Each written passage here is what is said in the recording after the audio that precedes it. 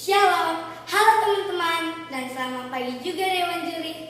Apa kabar hari ini? Tentu sehat kan? Perkenalkan, nama saya Grisela Alina Tisha Banjarnahor dari Sekolah SD Santo Thomas Celduk, Kabupaten Cirebon, Provinsi Jawa Barat. Di sini saya akan menunjukkan buku yang unik loh teman-teman. Ini dia bukunya. Buku tentang rakyat dari 33 provinsi yang ada di Indonesia. Buku ini bagus loh teman-teman. Saya sudah membacanya. Ada cerita unik yang akan saya sampaikan, yaitu legenda Sang Kuryang Sakti. Sebelum itu, saya akan menaruh bukunya terlebih dahulu.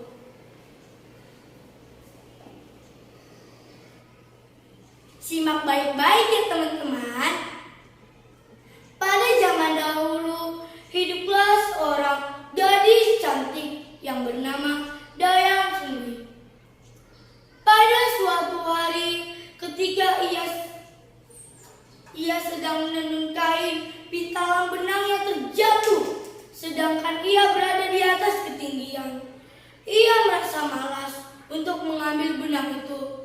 Berisung-isung ia mengatakan, siapapun yang mengambil benang itu, maupun perempuan akan kujadikan saudaraku, jika lelaki akan kujadikan suamiku. Tak disangka-sangka, Tumbang si anjing istana mengambil benang itu dan membawanya ke hadapan Dayang Sumbi. Dayang Sumbi pun terkejut, teringat akan ucapannya sendiri. Jika tidak dituruti, para dewa akan memarahinya dan akan menghukumnya. Dan akhirnya Dayang Sumbi pun menikah dengan Tumbang.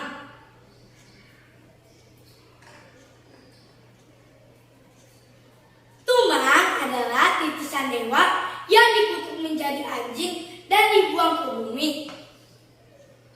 Akhirnya Dayang Sumbi pun mengandung dan melahirkan anak lelaki yang diberi nama Sang Kuryang.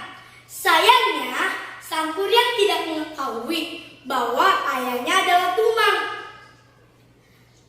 Pada suatu hari, ketika Sang Kuryang sedang berburu, ia tak dapat satupun hewan. Karena ia marah, ia membunuh Tumbang dan membawanya pulang ke rumah. Ibunya marah, dipukulinya ia memakai gayung, sehingga Sang Kuryang terluka dan berdarah. Sang Kuryang pun lari tak tentu arah. Konon, ia sering berburu kepada orang-orang yang berilmu tinggi. Sehingga ketika Sang Kuryang dewasa, Sang Kuryang sangat-sangat sakti. Karena kesaktiannya itu, ia bisa mengalahkan jin dan makhluk halus lainnya. Saat peninggalan Dayang Sumbi ditempatkan tempat sunyi. Para dewa memberinya kecantikan alami. Karena ia cantik, ia pun awet muda. Dalam pengembaraan, Sang Kuryang melihat gadis cantik. Mereka sama berkenalan dan dua-duanya jatuh cinta. Saat Sang Kuryang dan gadis bercengkram, si gadis mencari kutu di kepala Sang Kuryang. Si gadis terkejut melihat luka pada kekasihnya. Ia menanyakan sebab apa luka yang ada di kepala kekasihnya. Sang Kuryang menjawab apa adanya. Kalau begitu, kau adalah anakku Sang Kuryang, bekik gadis itu, yaitu Dayang Sumbi. Mana mungkin aku menikahi anakku sendiri, jawab Dayang Sumbi. Sang Kuryang tidak percaya. Ia memohon agar si gadis menikahinya dan menjadi istrinya.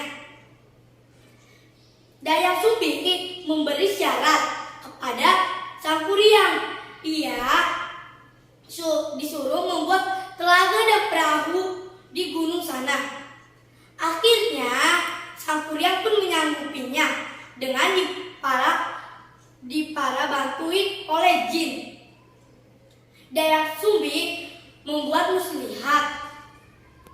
Tengah malam, ia membunyikan lesung, sehingga para ayam mengira pagi telah tiba. Para ayam pun mulai berkokok, kukuruyuk, kukuruyuk.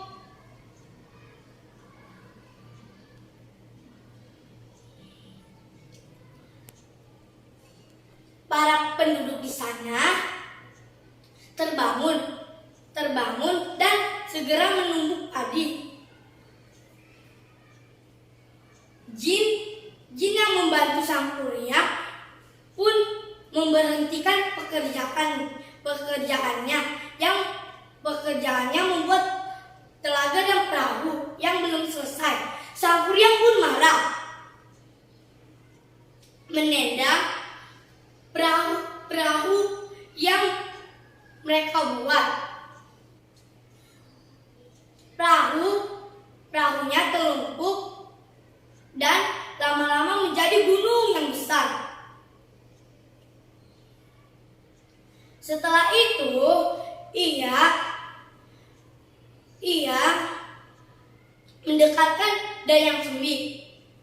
"Tak peduli apapun, kau harus menjadi istriku," kata sang pria.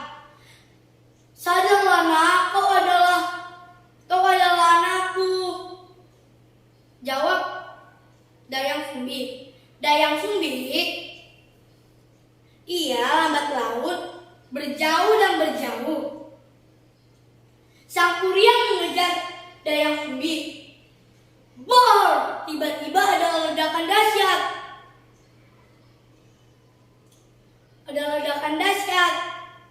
Tubuh Dayang Sumbi terbakar tanpa bekasan.